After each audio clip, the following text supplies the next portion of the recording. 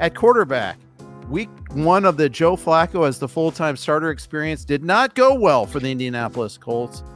Really struggled against the pass rush against the Vikings, really struggled on the road, wasn't very accurate. It was not what they expected at all. And it had the side effect of really killing the running game as well on top of that there without Anthony Richardson's mobility. Do you expect a repeat performance this week? It's so difficult because I loved him with the Browns last year, all those 300-yard games we saw. Mm-hmm. But here's the problem. Their center, Ryan Kelly, went on the injured reserve just early this week. And their left tackle, Bernard Raymond, missed last week, which is part of the problem. And if he plays, he's probably less than 100%. They lost their right guard, Will Freeze, and now they're playing the Bills. The Bills don't have a dominant pass rusher, but they have a collection of rushers that make you miserable. And the outside corners are very good. Taron Johnson, the slot's very good. Between the pressure without them having the blitz and the corner play, it's just really hard to see Flacco getting going, and that protection's going to be shaky. I've got him at 14. And Josh Downs seeing the field for 25 snaps last week, not being on there for critical plays at the end of the game. To me, that's just a category error. And they got to figure out that he is, if not the best receiver on the team, definitely in their top 2 and should be on the field a lot more often.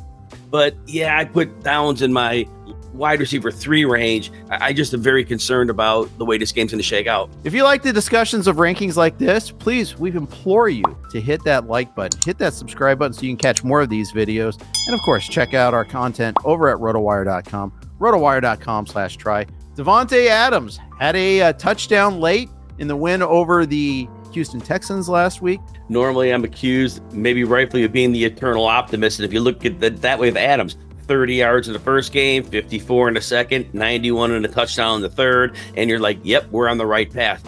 I think the norm is the 4 for 54 and the 3 for 30 because, look, Aaron Rodgers, when he sees any type of pressure, he is really, really struggling. He's not throwing the ball on the screws like he usually does. The Cardinals may not be a good defense at all, but they have been bringing a lot of blitzes. They brought in Baron Browning from the Broncos in trade this week, and it's easy to deploy a pass rush. It's not like you need practice time. Just go. They'll put him in a spot and they'll tell him what they want him to do. That'll be easy. And I think they're going to pressure Aaron Rodgers. And I think we're going to see more of remember that first half of the game against the Texans, Rodgers had like 30 yards. Fortunately, something worked out in the second half, but it wasn't great passing. It was just situational. So I'm a little nervous making Adams a wide receiver 1, wide receiver 2. The targets are kind of there.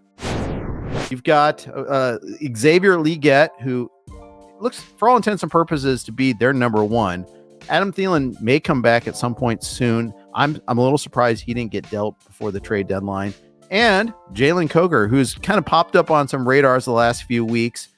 Let's size up this Carolina passing game. Yeah, so first of all, Bryce Young's the quarterback. And 2 weeks ago, we saw Coker and get the touchdown, the 78 yards, and we saw Young do a little bit. That game was over, and Denver stopped playing on defense. They basically called everything off, and then all of a sudden they put some numbers up late in that game.